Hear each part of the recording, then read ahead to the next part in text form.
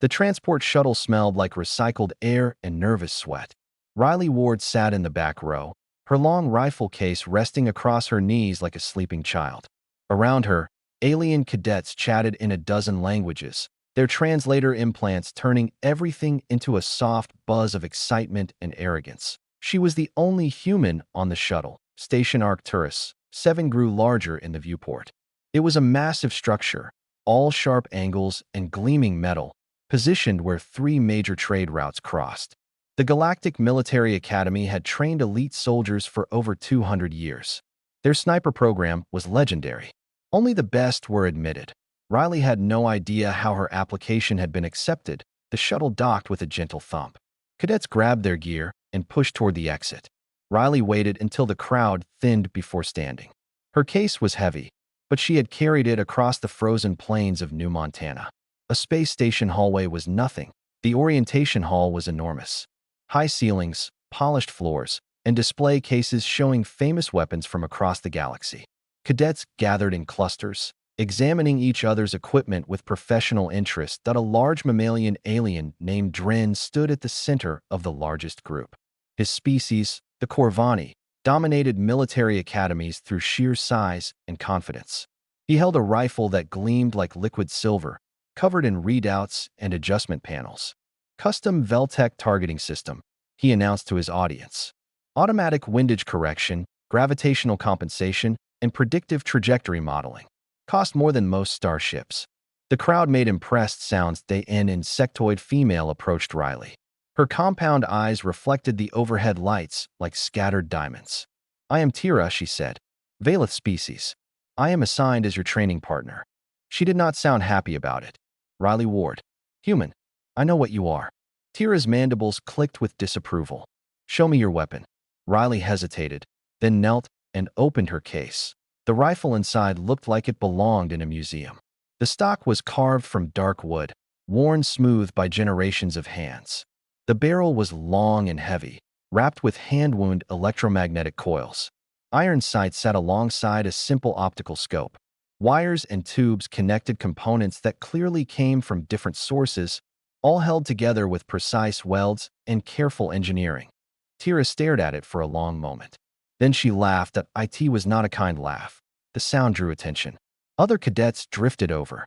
Soon Riley was surrounded by aliens examining her rifle with expressions ranging from confusion to open mockery. "Is that wood?" someone asked. "Are those iron sights? Like from primitive firearms. Did she build this herself?" Drin pushed through the crowd. He looked down at Riley's rifle, then at Riley. His lips pulled back from his teeth in what might have been a smile. "Humans should stick to throwing rocks," he said loudly. "Clearly they have not evolved past it." Laughter filled the hall. Riley closed her case without responding. She had heard worse on New Montana. Usually right before she put a bullet through something's skull at 800 meters. The laughter stopped suddenly, like someone had cut the sound. Riley looked up. That a figure stood in the doorway. He was Sothrani, a reptilian species known for their perfect stillness and patience. His scales were dark gray, almost black, and his eyes were the color of frozen amber. He wore the simple uniform of an academy instructor, but the way the room reacted to him suggested something more. This was Joel Vaughn, master sniper instructor. 40 years without a missed shot. Legend that he walked through the crowd without acknowledging anyone. Cadets scrambled to display their weapons for his inspection. He barely glanced at them. His attention moved methodically through the room until it reached Riley. That he stopped. His cold eyes examined her rifle case. Then her face. Then the case again. For a moment, something flickered in his expression. It might have been curiosity. It might have been disgust. It was impossible to tell. He moved on without a word. That evening, Riley found herself assigned to the worst bunk in the barracks, given the oldest training gear from the storage room, and scheduled for every undesirable duty rotation. Tira refused to speak to her beyond what was absolutely necessary. She did not complain. Complaining changed nothing. The first classroom session began the next morning. Joel Vaughn stood at the front, motionless as a statue. The cadets sat in perfect rows, weapons displayed on their desks. "What makes a perfect shot?" Joel Vaughn asked. His voice was quiet, but it filled the room completely. Hands went up across the classroom. "Precise calibration of targeting systems," one cadet offered. Superior optics with maximum magnification, said another. Predictive algorithms accounting for all environmental variables. Weapon stability and recoil compensation. The answers continued. Everyone focused on equipment. Technology. Specifications. Joel Vaughn listened without expression. When the room fell silent, his eyes moved to Riley. She had not raised her hand. She had not spoken.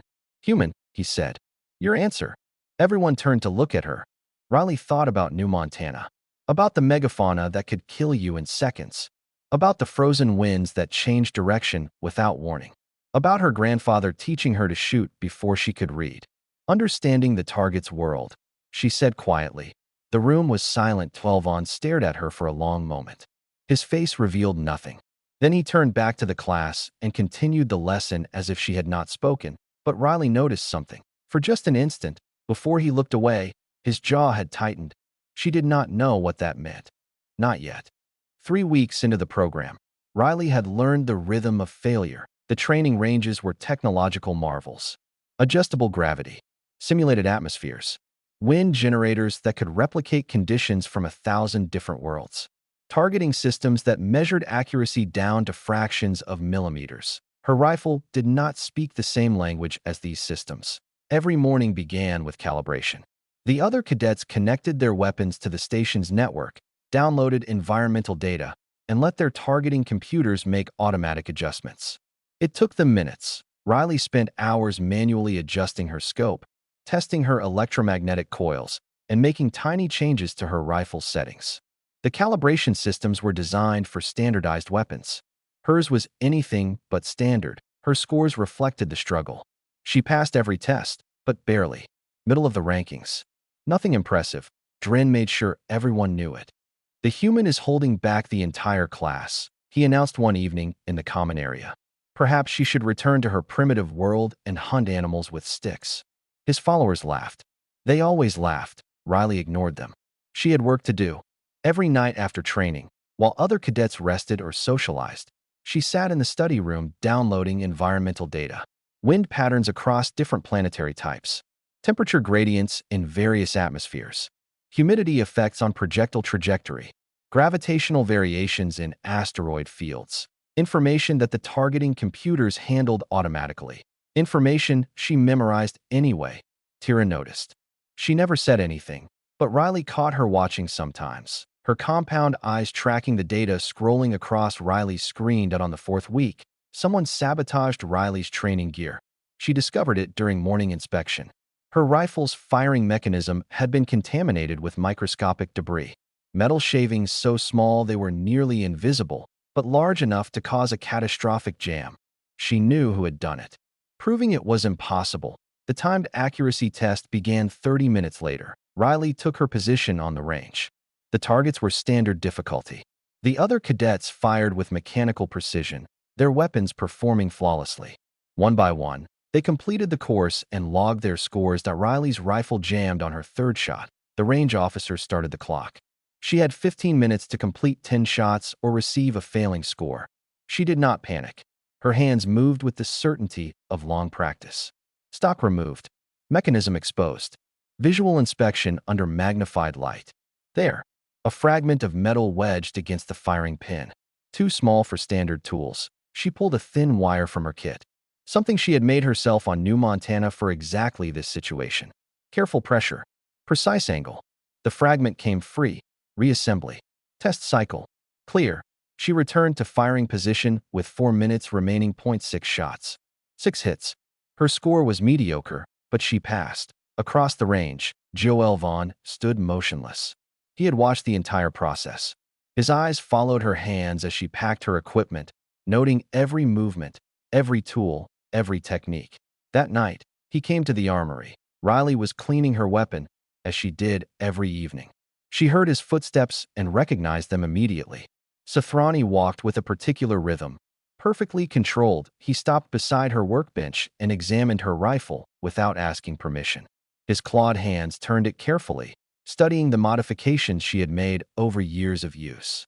This barrel, he said quietly. The harmonics have been tuned by hand. Yes. This trigger assembly. Custom pull weight. Set to my exact preference. The stock. He ran his fingers along the worn wood. Shaped to your body. Your shoulder. Your cheek. Riley said nothing. He was not asking questions. Joel Vaughn set the rifle down. Why did you not purchase a standardized weapon? The Academy would have provided one. Riley thought about how to answer. She could give him the simple version. The polite version. The version that would not make her sound like a primitive savage from a backwater world. Instead, she told him the truth. On New Montana, we cannot order replacement parts. Supply ships come twice a year if we are lucky. When something breaks, we fix it ourselves. When we need something that does not exist, we make it. That is not philosophy. That is survival. Either you learn to build what you need, or you die. Joel Vaughn studied her face with those cold amber eyes. Looking for something. She did not know if he found it. He returned her rifle and walked toward the door. At the threshold, he paused. The debris in your firing mechanism, he said without turning around. It was placed there deliberately. I know. You did not report it. Reporting changes nothing. Adapting changes everything. Silence stretched between them. Then Joel Vaughn left without another word. The next morning, the training schedule had changed. Instead of continuing basic qualifications for another month as planned, Joel Vaughn announced they would begin extreme environment testing immediately. This was second semester material. Advanced coursework. The kind of training that pushed weapons and shooters to their absolute limits. Drin and his followers exchanged confused glances. Tira looked at Riley with something new in her compound eyes. Not respect exactly, but something close to curiosity. Riley checked her rifle one more time. She had a feeling things were about to get interesting. The environmental chamber screamed with electromagnetic interference. Riley could feel it in her teeth, a high-pitched whine that made her skull ache. Around her, cadets struggled with weapons that had suddenly become expensive paperweights. My targeting system is offline. Someone shouted over the comm, gyroscopic stabilizer failure. Another voice reported. I cannot get any reading at all. This was the third extreme environment test in 2 weeks. The first had been a toxic atmosphere simulation. The second had been shifting gravity wells. Now they faced electromagnetic storms strong enough to scramble every piece of advanced technology in the chamber. Dren stood frozen at his firing position. His beautiful silver rifle, with its automatic windage correction and predictive trajectory modeling, displayed nothing but error messages. He jabbed at the controls repeatedly, growing more frustrated with each failed attempt. Riley raised her weapon and looked through her simple optical scope. The targeting computer had nothing to scramble. The iron sights had no electronics to fail. The electromagnetic coils in her barrel were shielded with lead wrapping she had applied herself. Years ago, after a lightning storm on New Montana had taught her a painful lesson. She breathed out slowly and squeezed the trigger. The shot hit center mass. Across the chamber, Tira struggled with her own malfunctioning weapon. Her compound eyes could track the target perfectly, but her rifle refused to fire correctly. The electromagnetic interference kept triggering false readings. Switch to manual adjustment, Riley said over their private comm channel. I do not know manual adjustment. I will talk you through it. It should not have worked. Tira had never fired without computer assistance. Her species relied on their superior vision and let technology handle everything else. But Riley's voice was calm and steady as she explained each step. How to read the environment with your senses instead of sensors. How to feel the weapon's weight and predict its behavior. How to trust your instincts when your equipment failed. Tira's next shot went wide. Her second was closer. Her third hit the target. By the end of the test, they had achieved a combined score that surprised everyone, including themselves. The scores posted that evening showed Riley in the top 5 for the first time. Tira had moved up 8 positions. Dren had dropped to 12th. He found Riley in the corridor outside the barracks. You cheated, he said. His massive body blocked the hallway completely. Your primitive weapon should not function in those conditions. You must have modified it with stolen technology. Riley looked up at him without fear. On New Montana, she had faced predators twice his size. Predators with claws and teeth and the instinct to kill. Dren was just angry. I modified it with knowledge, she said. That is not the same thing. You do not belong here. Humans are weak. Humans are primitive. Humans survive only because the galaxy feels sorry for you. Then why are you worried about my scores? Dren's eyes widened with rage. For a moment, Riley thought he might actually attack her. Leave her alone. They both turned.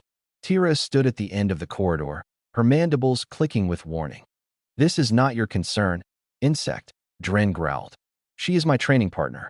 That makes it my concern." Tira moved forward until she stood beside Riley. "Walk away, Corvani, before you embarrass yourself further." The moment stretched like wire about to snap. Then Dren made a sound of disgust and pushed past them, deliberately shouldering Riley against the wall. When he was gone, Tira looked at Riley with her compound eyes. "You did not need my help."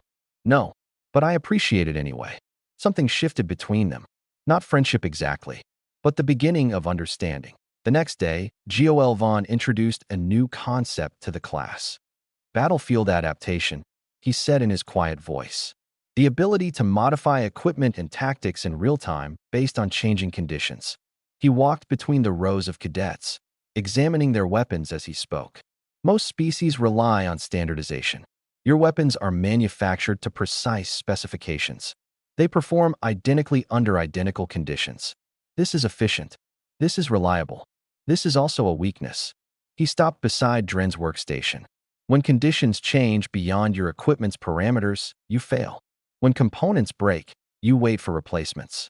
When the unexpected happens, you have no response." He moved on, stopping finally beside Riley. "Some species learn differently. They build what they need from what they have. They modify and adapt and improvise. Their equipment is not standardized because their environment is not standardized." He picked up Riley's rifle and held it for the class to see. "Human, explain the principle of harmonic barrel tuning." Riley stood and faced her classmates. She had never been comfortable speaking to crowds.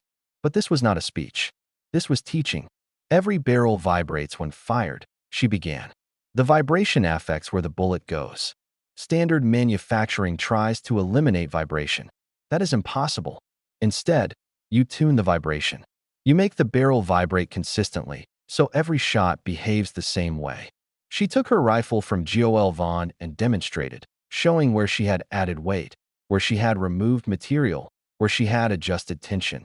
When she finished, she noticed something unexpected. Several cadets were taking notes. Gol Vaughn dismissed the class, but asked Riley to stay behind.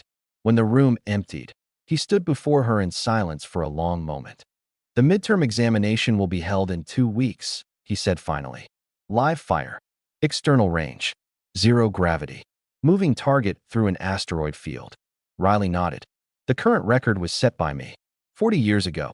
His amber eyes held hers. "I have never seen it broken." He walked away before she could respond. Riley looked at her rifle. Her grandfather's rifle. Her survival on 100 frozen nights. 2 weeks to prepare for the impossible. She had better get started. Riley worked through the night while the station slept. Her quarters were small, barely large enough for a bunk and a workbench. She had pushed the bunk against the wall to make room for her project. Components covered every surface. Tools she had brought from New Montana. Parts she had saved for years. Modifications she had planned but never implemented. Until now. The rifle that lay disassembled before her was not the same weapon she had carried onto the transport shuttle. It was becoming something else. Something more. A knock at her door broke her concentration. Tira stood in the corridor, her compound eyes adjusting to the dim light of Riley's quarters.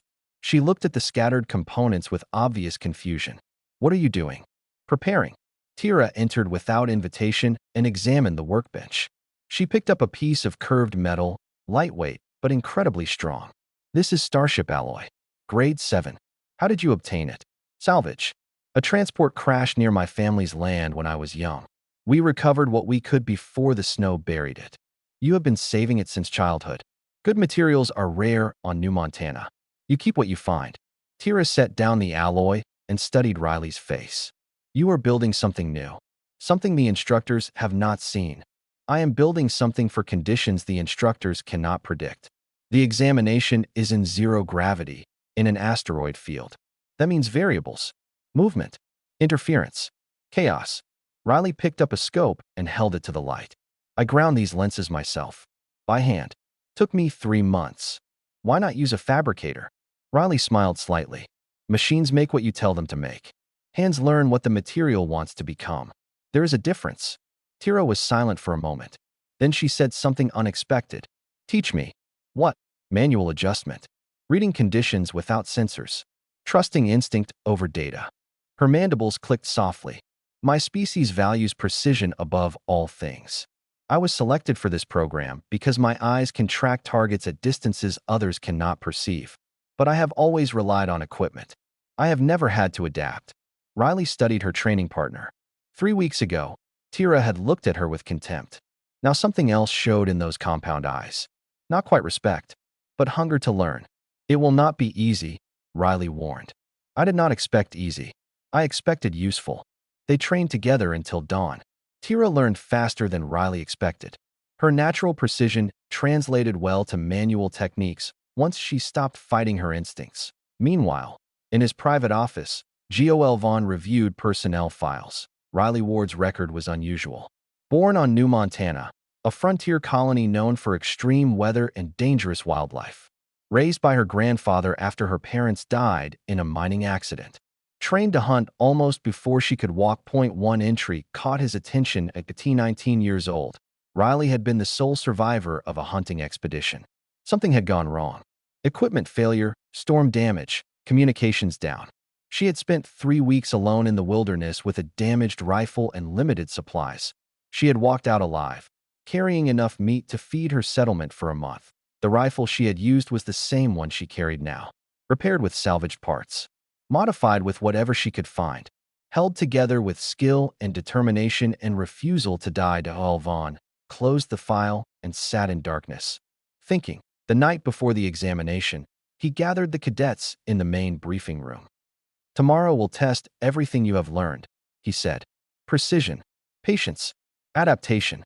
The target will be a drone moving through the asteroid field at variable distances. You will fire from the external range in zero-gravity conditions. He paused, his amber eyes moving across the assembled faces. I want to tell you something.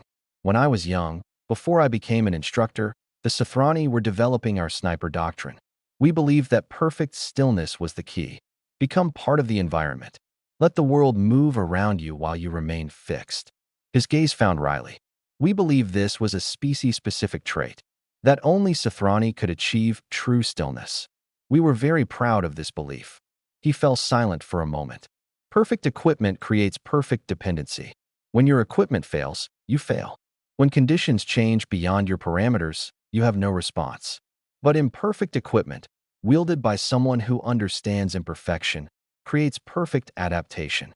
He dismissed them to rest, but no one rested for long. 3 hours before dawn, station alarms shattered the silence. Riley was already awake, making final adjustments to her rifle when the emergency lights began flashing.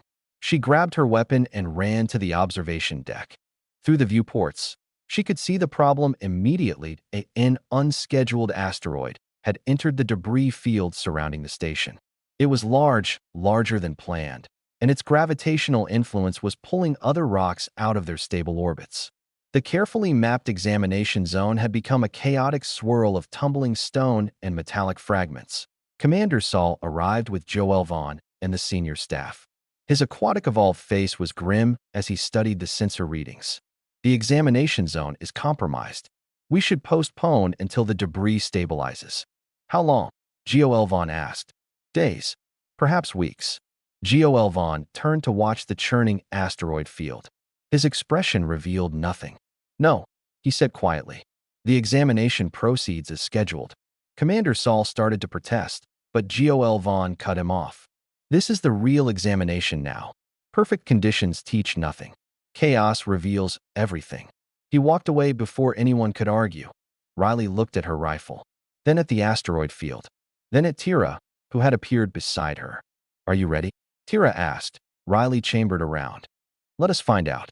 The airlock opened onto infinity. Riley floated into the void, her vacuum suit sealed tight, her rifle maglocked to her back. Tether lines connected her to the station's external platform. Around her, the asteroid field churned with chaotic motion. The other cadets deployed in sequence. She watched their forms drift to assigned positions along the external range. Some moved with confidence. Others showed their fear in jerky, uncertain motions. Drin took his position near the front, his silver rifle gleaming even in the dim starlight. He had spent the morning running diagnostics, confident that his targeting computer could handle the changed conditions. The examination rules were simple. One target drone, moving through the asteroid field at variable distances. Each cadet would get one shot when their turn came. Highest accuracy won. Joel Vaughn's voice came through the calm and cold as always. Current conditions exceed original examination parameters. The debris field has destabilized. Electromagnetic interference from metallic fragments may affect targeting systems. Gravity wells from larger asteroids may alter projectile trajectory. A pause. The record to beat remains 2.3 centimeter deviation at 4.7 kilometers. Set by me. 40 years ago, the drone launch.it was a small thing, dark against the stars, designed to mimic the thermal signature of a living target. It wove between tumbling rocks with programmed unpredictability, appearing and disappearing from sight lines. The first cadet fired. Mississippi. The targeting computer had fed false data due to electromagnetic interference. The second cadet fired. Hit, but poor accuracy. 18 centimeter deviation. Third. Fourth. Fifth. Scores ranged from complete misses to acceptable hits. Nobody approached the record. Dren's turn came. He raised his beautiful rifle and let the targeting computer calculate. Numbers scrolled across his helmet display. Wind compensation. Gravity adjustment. Predictive trajectory. He fired. The shot went wide by nearly 2 meters. His targeting computer had been completely fooled by the electromagnetic chaos. His scream of frustration echoed across the comm before he muted himself. Tira went next. She ignored her malfunctioning equipment entirely, using the manual techniques Riley had taught her. Her compound eyes tracked the drone through the debris with perfect precision. She breathed out slowly and squeezed the trigger. Hit. 7.4 centimeter deviation. Not a record, but impressive given the conditions. Several instructors made notes. Then it was Riley's turn. She floated to the firing position and unclipped her rifle. It felt different in zero gravity, but her hands knew its weight intimately. She had carried this weapon through frozen wastelands and burning summers. Through storms that could kill and silences that stretched forever, the drone was far away. Farther than it had been for any other cadet. The debris field's chaos had pushed it to extreme range, nearly at the edge of visibility. Her simple scope could not zoom that far. The drone was barely a speck against the black. She would be shooting almost blind. Riley closed her eyes. She remembered her grandfather's voice. The first lesson he ever taught her. Before technique, before equipment, before everything else, feel the world. Let it tell you what it knows. She opened her eyes and looked at the asteroid field. Not through her scope. Just looked. The debris moved in patterns. Gravitational rhythms pulled by the larger asteroids. Rocks spun and tumbled, but there was order beneath the chaos. A dance with rules she could almost see. The electromagnetic interference created visible shimmer at certain angles. Light bending slightly where the fields were strongest. A map of invisible forces written in starlight. The temperature differential between her position and the target zone would affect her shot. Heat from the station on one side, cold void on the other. The bullet would curve slightly as it passed between them. None of this was in any targeting computer. None of it could be calculated by any algorithm. It was knowledge earned through years of survival in an environment that punished mistakes with death. She adjusted her rifle. Not based on data, based on feeling. The drone appeared between two tumbling rocks. A moment of clear sight line. It would last perhaps 2 seconds. Riley breathed out. She felt the shot before she took it. The rifle kicked against her shoulder. The bullet flew into the darkness, invisible, traveling faster than she could track. Silence stretched across the comm, everyone watching. Everyone waiting. The drone exploded, not damaged, not disabled, destroyed. A direct hit on the central processing unit, the smallest target on the entire machine. The range fell completely silent. Joel Vaughn checked the telemetry. His clawed hands moved across the data pad, then stopped, then moved again. When he spoke, his voice had changed. Something Riley had never heard before. Something like, 1.1 centimeter deviation. At 6.2 kilometers. The numbers did not make sense. The other cadets began murmuring in confusion. That distance was nearly a third farther than the original record, with equipment far less advanced. In conditions far more hostile, it should have been impossible. Joel Vaughn looked up from the data pad. Across the void, His amber eyes found Riley's visor. How? One word. Barely audible over the comm, Riley floated in silence, her grandfather's rifle warm in her hands despite the cold of space. She did not have an answer he would understand. Some things could not be taught, only learned through years of watching, waiting, surviving, through understanding that the universe was not an enemy to be conquered, but a partner to be understood. Joel Vaughn kept staring at her. For the first time in 40 years, someone had beaten his record, and he had no idea how. The armory was quiet after the examination. Riley sat at her usual workbench, cleaning her rifle with the slow care of ritual. The weapon had performed perfectly. It deserved respect. Footsteps approached. She recognized them without looking up. Sothrani rhythm. Perfect control. Joel Vaughn stood beside her workbench, watching her hands move across the rifle's components. He did not speak for a long time. Tell me, he said finally. How did you make that shot? Riley considered the question. She had been considering it since she pulled the trigger. I did not calculate it. The distance was too far for my scope. The conditions were too chaotic for mathematics. So I stopped trying to calculate. Then what did you do? I read the environment. The way a hunter reads tracks. She set down her cleaning cloth and looked at him. The electromagnetic interference creates visible patterns if you know how to see them. The debris moves according to gravitational rules. The temperature gradient between positions affects trajectory. None of that requires a computer. It only requires attention. Joel Vaughn was silent for a moment. Then he spoke of something she did not expect. The Sothrani have a concept called perfect stillness. We believe that a true sniper becomes part of the environment. We do not fight the world. We join it. Let it move around us while we remain fixed. His amber eyes held hers. We believe this was something only Sothrani could achieve. A trait of our species. Our biology. He picked up her rifle and examined it one more time. You have just proven us wrong. He set the weapon down and walked to the armory window, looking out at the stars. Humans are strange creatures. You evolved on a world that should have killed you. Extreme temperatures, deadly predators, scarce resources. By every measure, your species should have died long ago. We adapted, Riley said. No, you did something more than adapt. You learned to make your limitations irrelevant. He turned back to face her. Your equipment is primitive by galactic standards. Your bodies are fragile. Your lifespans are short. And yet somehow, when the conditions become difficult enough, you exceed species that should be your superiors in every way. Riley did not know how to respond to that. A knock interrupted them. Commander Saul stood in the doorway, his aquatic features arranged in a formal expression. Miss Ward, there has been an inquiry regarding your examination results. Riley felt her stomach tighten. She had expected this. Some cadets have reported that your weapon does not meet standardization requirements. They suggest you should be disqualified. Before Riley could respond, Joel Vaughn spoke. I have examined her weapon personally. It exceeds standardization requirements. Commander Saul frowned. The specifications clearly state, the specifications are designed for controlled environments. Miss Ward's weapon is standardized for an uncontrolled environment, a deadlier one. Her modifications represent superior engineering for survival conditions, not inferior engineering for laboratory conditions. He stepped forward, placing himself between Riley and the commander. I recommend her rifle design be studied and incorporated into the Academy's advanced curriculum. I also recommend she receive full marks for the practical examination. Commander Saul studied them both for a long moment. Then he nodded slowly. Very well. The inquiry is dismissed. He left without another word. The graduation ceremony took place 3 days later. Riley stood in line with her fellow cadets, wearing the formal uniform of the Academy. Her rifle was displayed on the rack before her, cleaned and polished to perfection. When her name was called, she walked to the stage to receive her certification.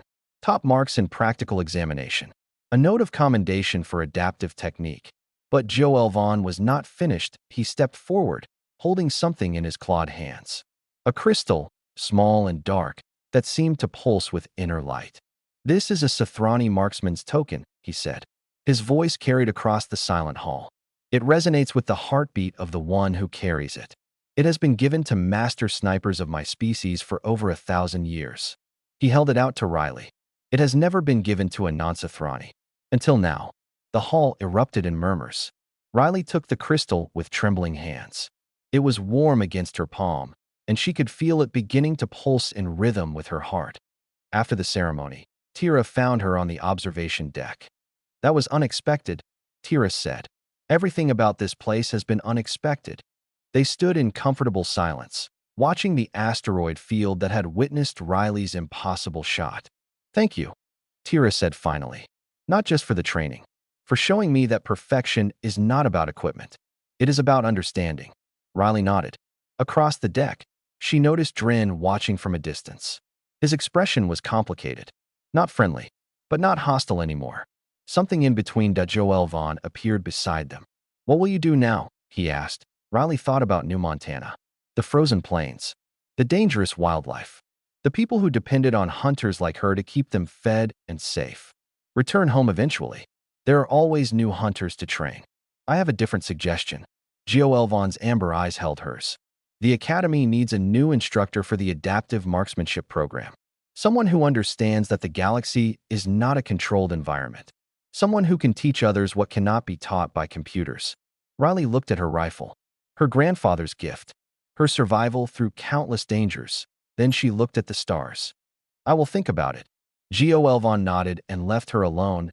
He had trained thousands of snipers across 40 years. Dozens of species. Every biological advantage. Every technological marvel. But he had never seen what humans possessed. The other species laughed at human crudeness. Their primitive instincts. Their imperfect tools. That Joel Vaughn had learned better. Humans did not overcome their limitations. They made their limitations irrelevant. And that was something worth teaching to the entire galaxy.